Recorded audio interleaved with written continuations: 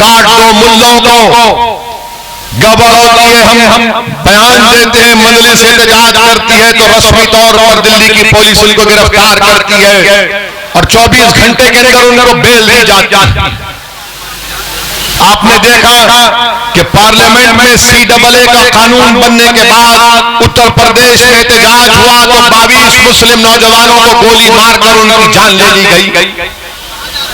लखनऊ से लेकर रामपुर से लेकर हर जगह पर 22 लोगों की जानें चले गई पुलिस फायरिंग में, और उनको गोली लगती है पैर पर नहीं, सीने पर, सर पर गोली लगती है। ये मैं नहीं कह रहा हूं, सुप्रीम कोर्ट के रिटायर्ड जज जस्टिस सुदर्शन रेड्डी और दिल्ली हाई कोर्ट के जस्टिस AP शाह की रिपोर्ट कहती है कि मुसलमानों को टारगेट किया गया गोली मार कर। मैं आपको बताने आया हूं कि जब इस तरह का जुल्म होगा तो क्या कोई सेकुलर जो अपने आप को सेकुलर पार्टी कहती है, ये जुल्म इसलिए हो रहा है क्योंकि मोदी वजीर आजम है। ये जुल्म करने वाले जानते हैं कि मोदी उनके साथ है। ये जुल्म करने वाले जानते हैं कि बीजेपी की सरकार उनको खामोशी से पीछे दरवाजे से उनकी मदद कर देगी। मगर जहां पर यह जुल्म होता है जो भारत के संविधान के खिलाफ है, जो भारत को कमजोर करने की एक साजिश है, ये नाम निहाद सेकुलर पार्टी कोई आवाज नहीं उठाती। चाहे वो समाजवादी हो, चाहे वो BSP हो, या फिर ये पुरानी कांग्रेस पार्टी हो, इनकी जबानों पर ताला लग चुका है, कुछ नहीं कहते। CAA का कानून आया तो आवाज नहीं उठाए। ट्रिपल तलाक का कानून लाया गया पार्लियामेंट में, कौन खुलकर बताया कि ट्रिपल तलाक का कानून जो नरेंद्र मोदी बना रहे हैं वो भारत के संविधान के खिलाफ है। नरेंद्र मोदी बड़ा दावा किए कि मैं मुस्लिम महिलाएं मेरी बहनें हैं, मैं अपनी बहनों को इंसाफ दिलाना चाह रहा हूं। किसके पार्लियामेंट में खड़े होकर कहा कि भारत में यकीनन महिलाओं से नाइंसाफी होती है, मगर नाइंसाफी उन लोगों से भी होती है जो शादी कर अपनी बीवी को छोड़ देते और अपने घर में नहीं रहते। अस्सलाम वालेकुम रहमतुल्लाहि व बरकातुहू।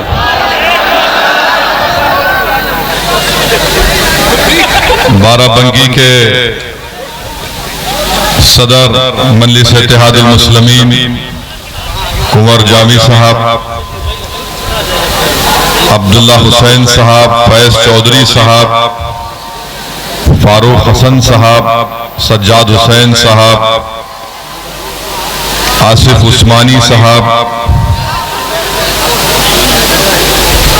फैसल मलिक साहब,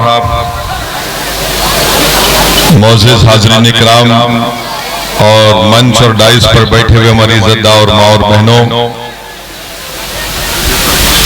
उत्तर प्रदेश के मजलिस इत्तेहादुल मुस्लिमीन के सदर मोहतरम जनाब शौकत साहब, कौमी तर्जुमान आसिम वक़ार साहब, उत्तरला विधानसभा के मजलिस इत्तेहादुल मुस्लिमीन के उम्मीदवार मोहतरम जनाब डॉक्टर मन्नान साहब, अजीज़ान मिल्लत, बुजुर्गान कौम और मिल्लत, मेरी इज़्ज़तदार माँ और बहनों और मेरे गयूर नौजवान साथियों, मैं आपका शुक्रिया अदा करता हूं कि आपने अपना कीमती वक्त निकाल कर आज के इस इजलास में शिरकत की।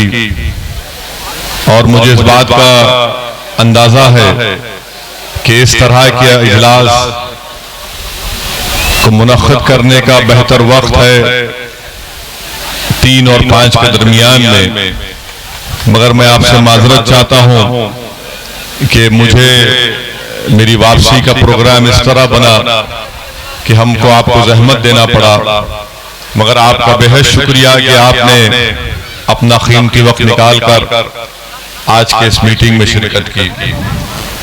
मैं शुक्रगुजार हूं आप तमाम का कि आपने जिला परिषद के चुनाव में मजलिस इत्तेहादुल मुस्लिमीन के उम्मीदवार के हक में अपना वोट देकर उनको कामयाब किया।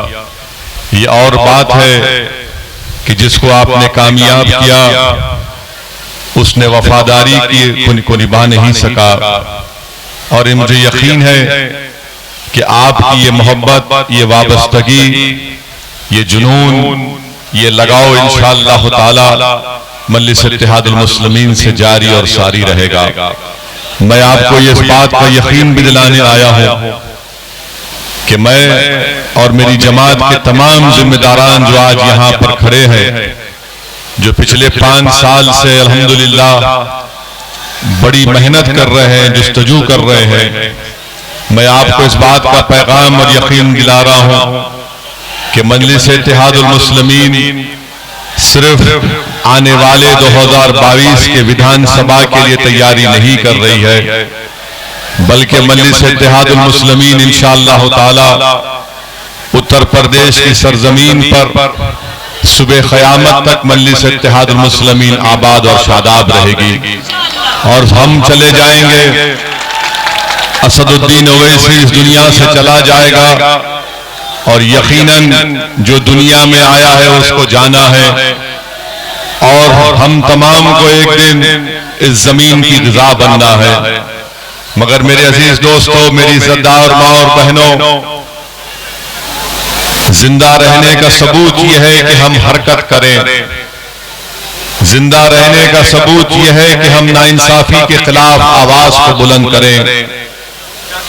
जिंदा रहने के लिए बहुत जरूरी है कि आप और हम मिलकर अपने हक के लिए लड़ें।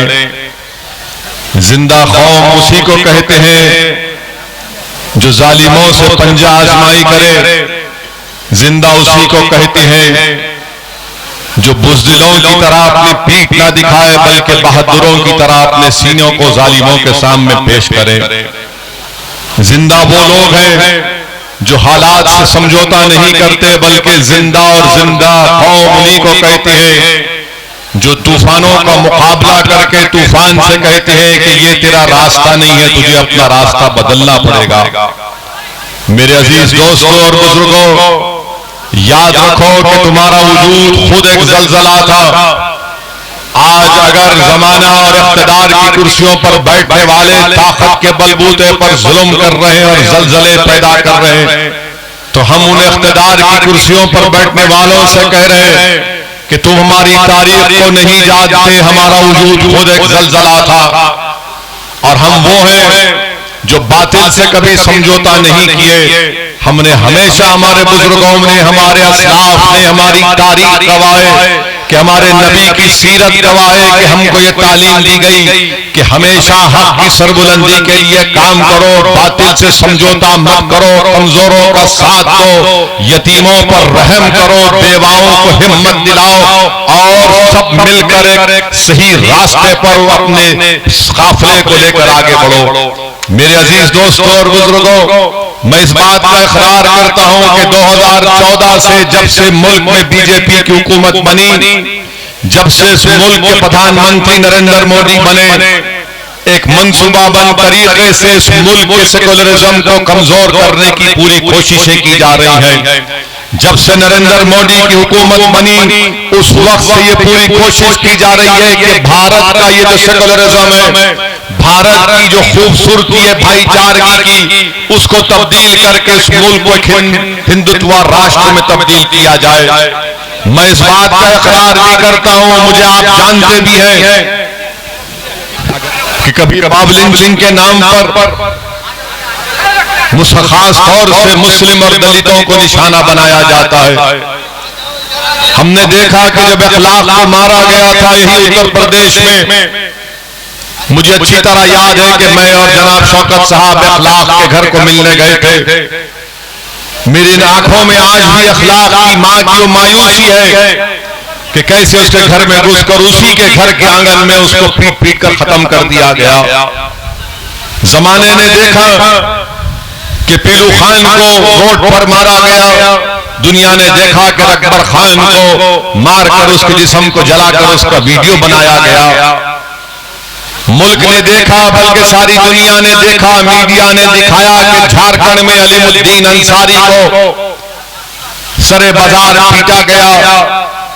ऐसे कई वाकयात रोनुमा हो रहे और ये करने वाले वीडियो बनाते हैं जो इस मुल्क के सेकुलरिज्म को, इस मुल्क के संविधान को कमजोर करते हैं। इस तरह का वीडियो बनाकर ये पैगाम देना चाहते हैं खास तौर से कमजोर लोगों को, खास तौर से मुस्लिम अक़लियत को और दलितों को कि देखो हम अब ताकत में आ चुके हैं, हम अपनी मनमानी कर सकते हैं।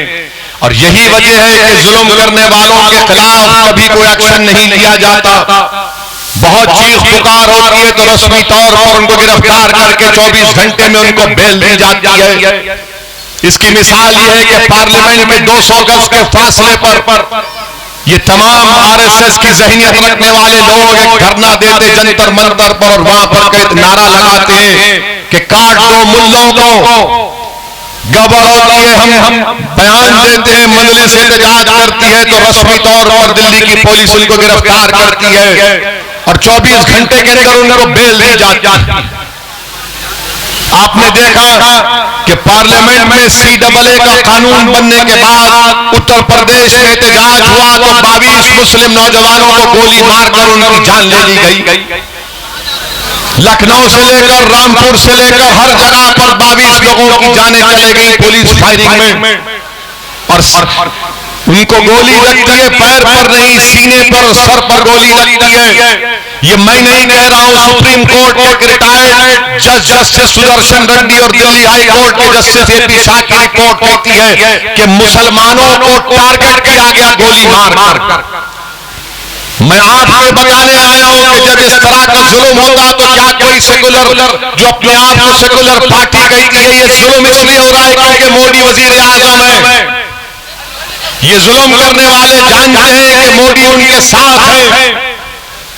ये जुल्म करने वाले जानते हैं कि बीजेपी की सरकार उनको खामोशी से पीछे दरवाजे से उनकी मदद कर देगी। मगर जहां पर यह जुल्म होता है जो भारत के संविधान के खिलाफ है, जो भारत को कमजोर करने की एक साजिश है, ये नाम निहाद सेकुलर पार्टी कोई आवाज नहीं उठाती। चाहे वो समाजवादी हो, चाहे वो BSP हो या फिर ये पुरानी कांग्रेस पार्टी हो, इनकी जबानों पर ताला लग चुका है, कुछ नहीं कहते। CAA का कानून आया तो आवाज नहीं उठाए।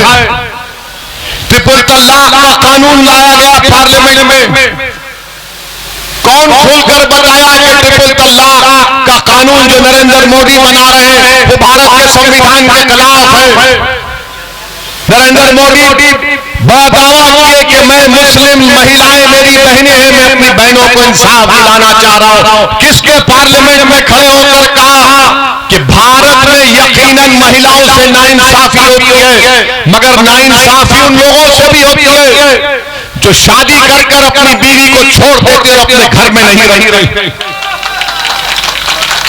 मैंने फिगर पेश किए हुकूमत के, भारत सरकार खुद कहती है कि 33 लाख से ज्यादा ऐसे महिलाएं शादीशुदा हैं जो शादीशुदा हैं मगर अपने पति के साथ, अपने हस्बैंड, अपने शौहर के साथ नहीं रहते।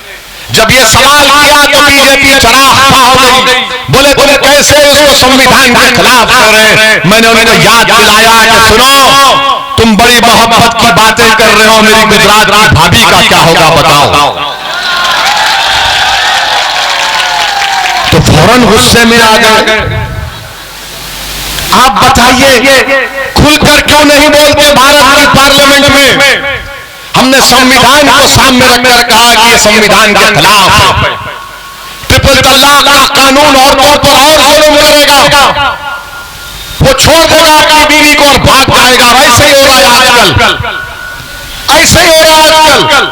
और मजीद जुल्म हो रहा है हमारी बहनों के ऊपर, क्योंकि कानून मोदी बनाए और ऐसा कानून बनाए मोदी कि मर्दों को और ताकत दे दिए।